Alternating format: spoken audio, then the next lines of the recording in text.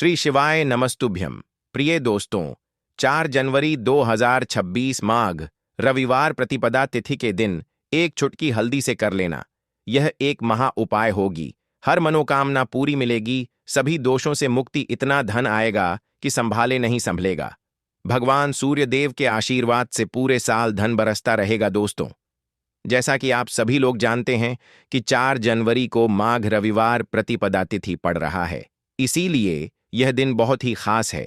क्योंकि देखिए दोस्तों, गुरुजी ने कहा है कि जब भी माघ रविवार प्रतिपदा तिथि पड़े तो आपको सिर्फ और सिर्फ एक चुटकी हल्दी वाला उपाय करना चाहिए। यह उपाय इतना खास है कि अगर आपने सही मुहूर्त पर सही क्रिया अनुसार एक चुटकी हल्दी वाला उपाय कर लिया, जो प्राचीन काल के समय का महा उपाय है, तो मान के चलिए दोस्तों, भगवान सूर्य देव के आशीर्वाद से आपके जीवन का कितना ही बड़ा दुख हो, उससे आपको मुक्ति मिल जाएगी। आपकी कोई भी मनोकामना हो, मान लीजिए आप नौकरी की तैयारी कर रहे थे, आपकी नौकरी लग जाएगी, आपका बंद पड़ा व्यापार चल पड़ेगा, जिस बीमारी से आप बहुत दिनों से परेशान थे, उस बीमारी से आपको मुक्ति मिल जाएगी। आपके जीवन में धन आना शुरू हो जाएगा, आपके जीवन में धन आने के सारे रास्ते खुल जाएंगे और मान के चलिए दोस्तों, फिर आपको किसी भी प्रकार की परेशानी का सामना नहीं करना पड़ेगा। इसीलिए दोस्तों, इस दिन आप लोगों को इस वाले उपाय को जरूर कर लेना है। भले ही आपने पूरे साल भर इस उपाय को न किया हो, पर अगर आपने इस माघ रविवार प्रतिपदा तिथि के दिन अगर इस वाले उपाय को कर लिया, तो आपको इस उपाय को करने का वह फल मिलेगा जिसकी आपने कभी कल्पना भी नहीं करी होगी। इसीलिए आप लोग इस एक चुटकी हल्दी वाले उपाय को एक बार जरूर कर लेना, ताकि आप लोगों के हाथ से यह मौका ना जा सके और आपको इस उपाय को करने का फल मिल सके। दोस्तों, यह उपाय पंडित जी ने अपनी अभी की ही शिव महापुराण की कथा में बताया है, जो इस उपाय को आज हम आपको बहुत अच्छे से समझाने वाले हैं। इस वीडियो को देखने के बाद इस उपाय को समझने के लिए आपको कोई और वीडियो को देखने की जरूरत नहीं पड़ेगी। तो चलिए दोस्तों, उपाय को शुरू करते हैं। उससे पहले, हे भगवान विष्णु, आपके इस वीडियो को जो भी लाइक और चैनल को सब्सक्राइब करें, उसके जीवन में कभी दुख दर्द मत आने देना। साथ ही साथ कमेंट बॉक्स में 5 बार जय श्री हरि जरूर लिखें, ताकि भगवान सूर्य देव की कृपा आप सभी को प्राप्त हो सके। इसी के साथ मैं आप सभी को बता दूं कि आप लोग वीडियो को पूरा नहीं देखते हो, काट काट कर देखते हो और गलत गलत उपाय को कर लेते हो, तो आपसे निवेदन है कि वीडियो को पूरा जरूर देखें।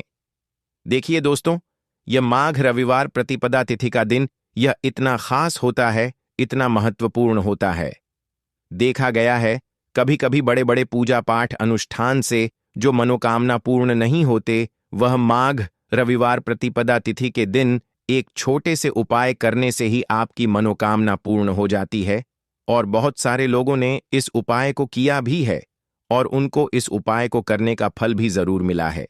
अगर आप लोग भी इस उपाय को करना चाहते हैं, तो आप इस उपाय को पहले अच्छे से समझ लेना, सुन लेना, उसके बाद करना। आपको इस उपाय का फल जरूर मिलेगा और इस उपाय को कर लेने से आपके घर में चाहे किसी भी प्रकार की दुख और समस्या क्यों ना चल रही हो, आपको उसका कारण भी नहीं पता है कि भाई यह समस्या किस कारण से चल रही है। उसका कुछ भी कारण हो सकता है, जैसे पितृदोष हो सकता है या किसी भी तरह का मंगल दोष भी हो सकता है। तो इस दिन आप लोगों को यह वाला उपाय कर लेना है। ये एक ऐसा उपाय है जिस उपाय को अगर किसी विशेष दिन पर किया जाए, तो भाई उस विशेष दिन का जो है वह तो हमें मिलता ही मिलता है, पर हमने उस दिन पर इस एक चुटकी हल्दी वाले उपाय को किया है, तो हमें उससे भी बड़ा फल मिलता है और फल बहुत जल्दी मिलता है, क्योंकि आप इस उपाय को बहुत ही बड़े और विशेष दिन पर कर रहे हो।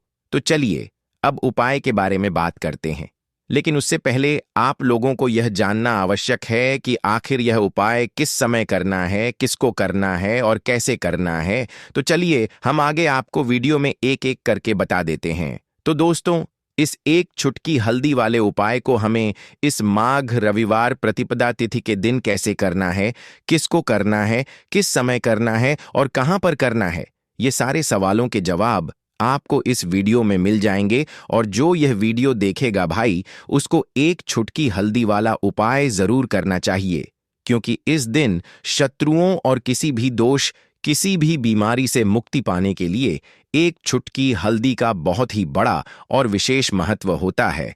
और जब बात आ जाए एक चुटकी हल्दी की, तो यह सोने पर सुहागा वाली बात हो जाती है और यह एक बहुत ही बड़ा उपाय हो जाता है। अब दोस्तों, इस एक चुटकी हल्दी वाले उपाय को आखिर करना किसको है, सबसे पहले हम लोग वह बात जान लेते हैं। तो देखो, घर की जो बड़ी माताएं बहनें होती हैं, उन माताओं बहनों में से कोई भी एक बड़ी माता बहन इस वाले उपाय को कर सकती है। और दोस्तों, अगर आप चाहे तो अपने घर में से सभी सदस्यों को भी इस उपाय को करवा सकते हैं। अगर किसी व्यक्ति की खुद की कोई मनोकामना है, खुद की कोई दुख और परेशानी है जो कि वह अपने लिए ही करना चाहता है, इस वाले उपाय को तो वह खुद अपने लिए भी कर सकता है। बाकी अगर कोई घर में से ऐसा है जो कि अपने पूरे घर परिवार की सुख और शांति के लिए यह वाला उपाय करना चाहता है, तो भाई वह भी कर सकता है। उसमें भी कोई दिक्कत वाली बात नहीं है। कहने का मतलब यह है कि इस उपाय को हर एक सदस्य भी कर सकता है और पूरे घर परिवार के सदस्य के लिए घर की बड़ी माताओं बहनों में से कोई एक माता बहन भी कर सकती है। माताएं बहनें अगर घर में उपस्थित ना हो या वह यह वाला उपाय न कर पा रही हो, तो फिर घर का कोई बड़ा सदस्य भी इस एक चुटकी वाले उपाय को कर सकता है। चाहे फिर वह पुरुष ही क्यों ना हो, उसमें कोई भी दिक्कत वाली बात नहीं है। अब दोस्तों, एक चुटकी हल्दी वाले उपाय को हमें करना कहां पर है? देखो, इस उपाय को हमें मंदिर में ही करना है। बहुत सारे लोग प्रश्न करते हैं, हर एक उपाय को करते समय क्या हम इस उपाय को घर पर या मंदिर में कर सकते हैं? देखो, तो इस वाले उपाय को आप मंदिर पर करोगे तो अच्छा रहेगा, घर में नहीं करना है इस वाले उपाय को। उसके बाद में दोस्तों, जो अगला प्रश्न निकल कर आता है वह यह आता है इस उपाय को लेकर कि आखिर इस उपाय को हमें किस समय करना है, सुबह के समय करना है कि शाम के समय करना है? तो देखो, इस वाले उपाय को आप लोग सुबह के समय भी कर सकते हो और शाम के समय प्रदोष काल में भी कर सकते हो। अब अगर आप पूछो कि भाई साहब सबसे उत्तम समय कौन सा रहेगा इस एक चुटकी हल्दी वाले उपाय को करने का, तो हम आपसे बस यही कहेंगे कि इस उपाय को आप शाम के समय करेंगे तो ज्यादा बेहतर होगा, क्योंकि माघ रविवार प्रतिपदा तिथि का दिन है और इस दिन प्रदोष काल के बहुत महत्व होता है। बाकी अगर सुबह के समय भी करेंगे तो भी अच्छा होगा, उसमें कोई भी दिक्कत वाली बात नहीं है। तो अब दोस्तों, जो अगली सबसे बड़ी और महत्वपूर्ण बात आती है वह यह आती है कि सुबह अगर हम उपाय को करेंगे तो हमें कितने बजे से लेकर कितने बजे तक के बीच में करना है, और शाम के समय प्रदोष काल में करेंगे तो हमें कितने बजे से लेकर कितने बजे के बीच में करना है। तो देखो, सुबह जितनी जल्दी हो सके आप उपाय को करने की कोशिश करना। बाकी अगर किसी कारणवश चीज को लेकर आप बहुत परेशान था, तो दो उपाय की अभी तक बात कर ली। अब जल्दी से बात कर लेते हैं अपने तीसरे उपाय की, एक चुटकी हल्दी आपको अपने घर में किस जगह पर डालना है और इस छोटे से उपाय को करके कैसे आप अपने जीवन में धनवान बन जाएंगे और आप यहां पर श्री हरि विष्णु को प्रसन्न कर लेंगे और देवगुरु बृहस्पति जो है यह भी आपसे प्रसन्न हो जाएंगे, क्योंकि हल्दी का संबंध देवगुरु बृहस्पति और विष्णु भगवान से है। इन्हें प्रसन्न कर लिया तो पैसे को लेकर तो कभी पूरे जीवन काल में ना आपको परेशान होना पड़ता है, ना आने वाली पीढ़ियों को परेशान होना पड़ता है। यह बिल्कुल सत्य है। बस पूरी सच्ची श्रद्धा से उपाय करें और खुद अपने जीवन में आप देखेंगे कि कैसे आप महाधनी बन जाएंगे। तो देखिए, एक चुटकी हल्दी वाले उपाय को करने के लिए आपको एक ही चुटकी पीसी हुई हल्दी लेनी है। पीसी हुई हल्दी का पाउडर लेना है। अब इसके अंदर आपको थोड़ा सा शुद्ध जल मिलाना है। अब यह हल्दी वाला पानी आपका हो गया तैयार। अब आपको क्या करना है, इसका छिड़काव अपने पूरे घर में करना है। घर के जितने भी कोने हैं सभी जगहों पर करना है। शौचालय, बाथरूम आदि को छोड़कर सभी जगह पर आपको हल्दी वाले पानी का छिड़काव करना है। अपने घर के मुख्य द्वार पर तो विशेषकर करना है। पूजा घर जो आप जिसमें पूजा करते हैं, मंदिर में घर के वहां भी करना है। सभी जगह पर हल्दी का छिड़काव करना है और श्री हरि विष्णु का ध्यान करना है। ये उपाय करने से सबसे पहले तो आपके घर में पैसा जो रुका हुआ है, अटका हुआ धन है, वह आएगा। दूसरी चीज, अगर आपने किसी से कर्जा ले रखा है, दूसरे व्यक्तियों का पैसा आप नहीं दे पा रहे हैं, कोशिश बहुत करते हैं कि इस व्यक्ति का पैसा दे दें, लेकिन नहीं दे पा रहे हैं तो श्री हरि विष्णु से प्रार्थना करना हल्दी वाला पानी छिड़के और कहें, हे श्री हरि विष्णु, मेरी गरीबी और निर्धनता को दूर करना और अपनी कृपा बस मुझ पर बनाए रखना, इतना कह देना और फिर देखना आप एक एक व्यक्ति का पैसा दे देंगे और आपके पास इतना धन आना शुरू हो जाएगा कि धन संभालने के लिए आपको सोचना पड़ेगा। दूसरी चीज, आपके घर में कभी भी नकारात्मक ऊर्जा, नेगेटिव एनर्जी रुकेगी नहीं। हल्दी जहां होती है वहां यह सारी चीजें नहीं रुकती हैं। और तीसरी चीज, आपके घर में कभी घुस नहीं पाएगी। और सबसे बड़ी बात कि आपके घर में बीमारियां नहीं रहेंगी। बीमारियों से आपको छुटकारा मिल जाएगा। तो इतने ज्यादा चमत्कार होते हैं एक चुटकी हल्दी के, क्योंकि हल्दी कोई साधारण चीज नहीं है जो आपकी रसोई घर में रखी है। ये सीधे सीधे श्री हरि विष्णु से जुड़ी है। श्री हरि विष्णु की पूजा जब भी करते हैं, आपने देखा है ना कि हल्दी हम उसमें लेते ही लेते हैं। कोई भी विवाह हो गया, कोई भी शुभ काम हो गया, हम कुछ भी करते हैं उसमें हम हल्दी लेते हैं, क्योंकि हल्दी जो होती है ना, यह चारों दिशाओं से किसी एक दिशा से नहीं, चारों दिशाओं से सुख और सौभाग्य को खींचती है। अच्छी अच्छी चीजें आपके जीवन में बढ़ाती है, जैसे कि आपके धन को बढ़ाती है, आपके पैसे को बढ़ाती है, आपके घर में सुख समृद्धि को बढ़ाने का काम करती है। आपकी कुंडली में गुरु बहुत मजबूत हो जाता है। देखिए, हमारे जो ग्रह होते हैं उनका भी सीधा सीधा प्रभाव हमारे जीवन पर पड़ता है, और कुंडली में गुरु मजबूत है तो कभी भी व्यक्ति पैसे को लेकर तो परेशान होता नहीं है। तो यह है हल्दी का महत्व, और हल्दी का चमत्कार जरूर करें। रातों रात आप अपने जीवन में चमत्कार देखेंगे। काले तिल वाले उपाय को करने के लिए जरूरत पड़ेगी एक चुटकी काले तिल की और थोड़ी सी पिसी हुई हल्दी, और आपको रविवार के दिन यह एक चुटकी काला तिल वाला बहुत ही छोटा सा उपाय करना है। इस उपाय को करने से आपको 1 महीने के अंदर अंदर करोड़पति बनने से भी कोई नहीं रोक पाएगा, क्योंकि आज रविवार भी पड़ रही है। तो यह अगर रविवार के दिन पड़ जाए तो यह सोने पर सुहागा हो जाता है।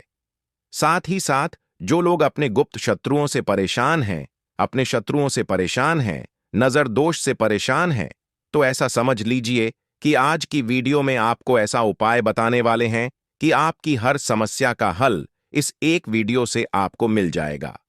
चाहे तो आप अपनी कुंडली में अपने जीवन में राहु केतु से परेशान हैं, शनि की पीड़ा से परेशान हैं, या फिर कोई भी आपके घर में वास्तु दोष है, नजर दोष है, हर प्रकार का हल आज की वीडियो में आपको मिल वाला है, क्योंकि आज की वीडियो में ऐसा उपाय आपको बताने वाले हैं।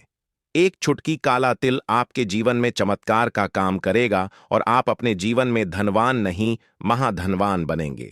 तो रविवार का दिन जो होता है, इस दिन महादेव की विशेषक पूजा की जाती है। माता पार्वती का इस दिन पूजन किया जाता है। और आपको बता दें, रविवार वाले दिन जो व्यक्ति एक चुटकी काले तिल वाला उपाय कर लेता है, ऐसा समझ लीजिए कि महादेव उसे ऐसा वरदान दे देते हैं कि उसके जीवन में धन ना सुख वैभव तो आता ही है, कभी भी उसके जीवन में निर्धनता और गरीबी लौटकर नहीं आती है। रविवार के दिन में जो भी व्यक्ति महादेव की पूजा अर्चना कर लेता है, समस्त सुख उसे अपने जीवन में मिल जाते हैं। भगवान शिव को जो व्यक्ति इस दिन प्रसन्न कर लेता है, ऐसा समझ लीजिए कि महादेव उसके जीवन में इतना सुख धन वैभव दे देते हैं कि व्यक्ति उसे संभाल नहीं पाता है।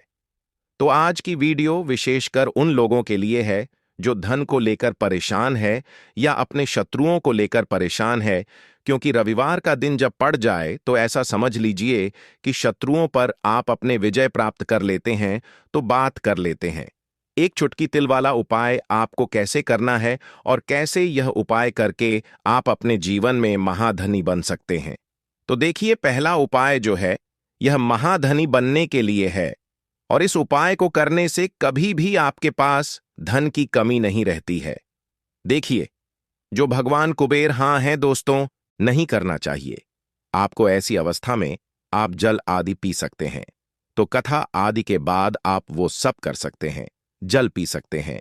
गर्भवती जो माताएं हैं, अगर नहीं रहा जाए तो आप फल भी खा सकती हैं बीच में, या जूस ले सकती हैं।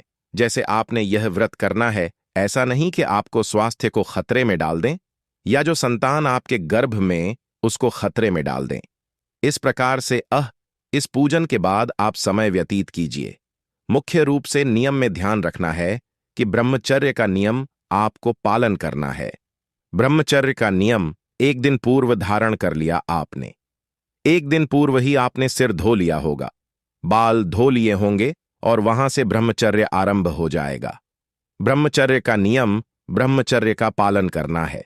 किसी का अहित नहीं करना है, किसी का बुरा नहीं करना है, किसी को अपशब्दों का प्रयोग नहीं करना है, किसी के साथ नहीं करना है, किसी के साथ लड़ाई झगड़ा नहीं करना है। शांतित होकर भगवान गणेश के चरणों में मन को लगाते हुए दिन को व्यतीत कीजिए। सायंकाल को संभव है तो भगवान का कीर्तन कीजिए और सायंकाल को विशेष रूप से अब कुछ प्रांतों में चौथ की पूजा की जाती है। कुछ लोगों बहुत तत्पन्न रहे कि यहां केवल गणेश जी महाराज का पूजन होता है। उन्होंने सुबह कर लिया, कथा आदि सुबह कर ली। कुछ लोग इसी पूजन को दोपहर के बाद करते हैं, दोपहर के बाद करते हैं।